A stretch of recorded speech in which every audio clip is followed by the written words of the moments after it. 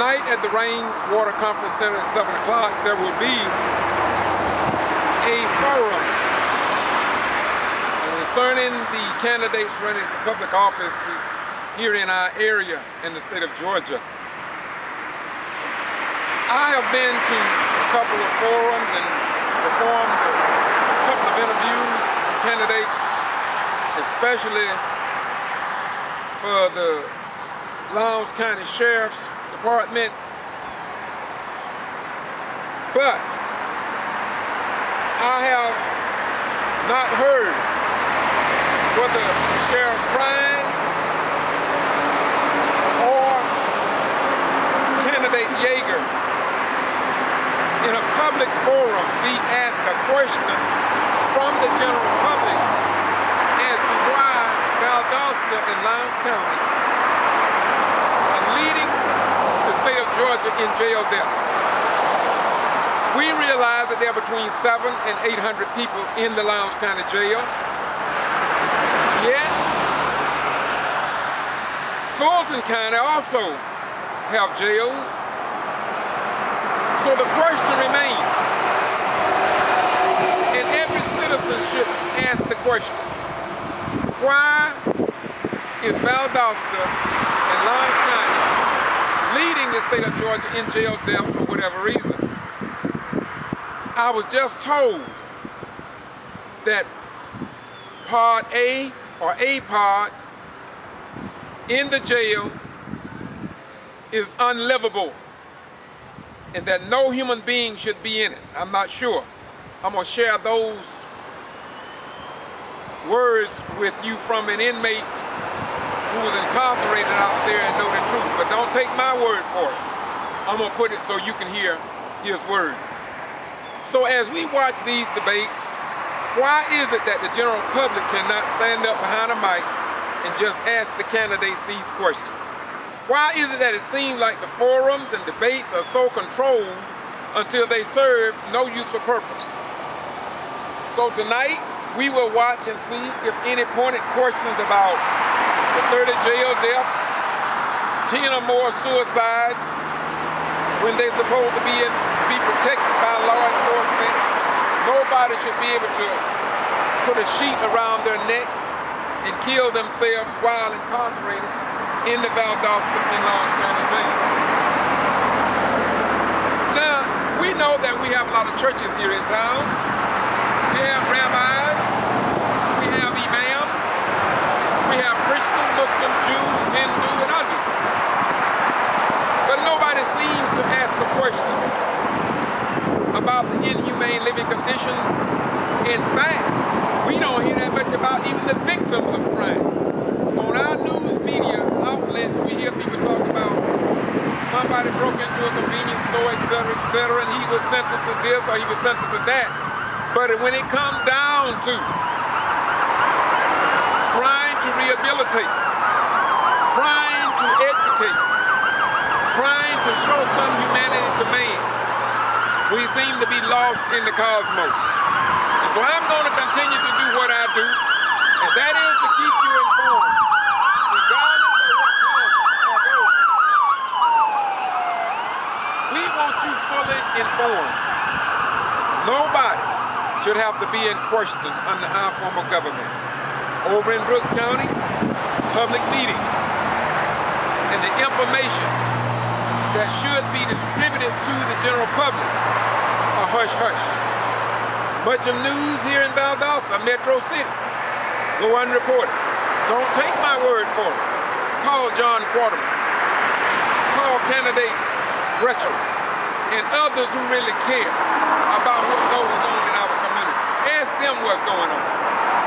And when it comes down to the problem in our local jail, as well as on the streets of Valdosta, there are many people who long for a news media network that they really could call and do an in-depth interview.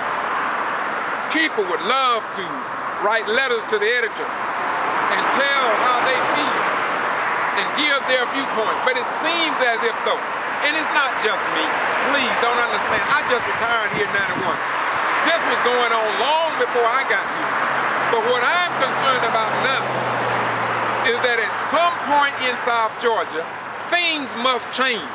Because if there is no open government, if there is no citizen participation on the Brooks County School Board of Education, then that's a problem. I asked through open records, the Brooks County School Board of Education President Brad Shealy, Superintendent Deborah Folsom, and other board members to produce the number of people or citizens or taxpaying citizens in Brooks County that have addressed the Brooks County School Board of Education. And you would be amazed to see that list. For the most part, when it comes down to everyday citizens, it's really almost zero.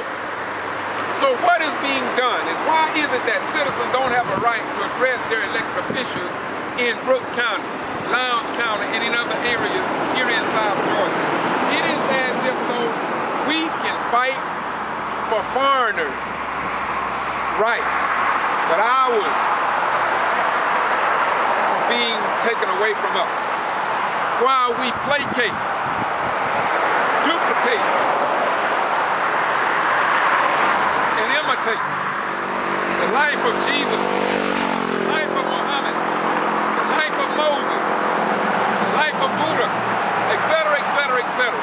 When in actuality, all of the members of our armed forces need to come home and lay down the M16 and pick up a mouthpiece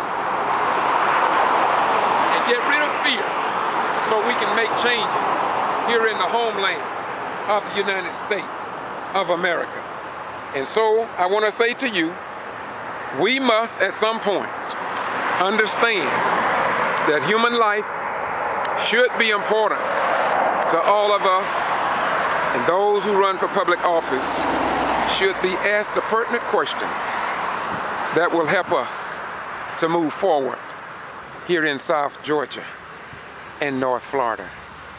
This is kvci.blogspot.com, George Boston Rhymes, on behalf of the people, because many of our active duty and retired military veterans put their life on the line to ensure freedom of the press and freedom of speech for others in foreign nations. So why can't we have an open government? And why can't those running for public office be questioned and ask the cutting-edge questions that seemingly some don't even want asked under our form of government? And so I say to you, if 30 jail deaths from 1994 to 2009, for whatever reason, don't get your attention, then why don't it? Why is it that 30 jail deaths from 1994 to 2009 could take place in our community, and yet the people that we elect into office, the followers of Jesus, Muhammad, and the rest of them, why can't they say anything? And from 2009 to present, nobody knows how many people have died.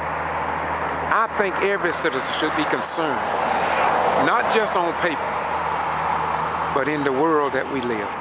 Once again, I do this because I believe in our form of government, and I believe in the Jesus that we talk about, imitate, duplicate, and placate on Sunday. But on Monday, we are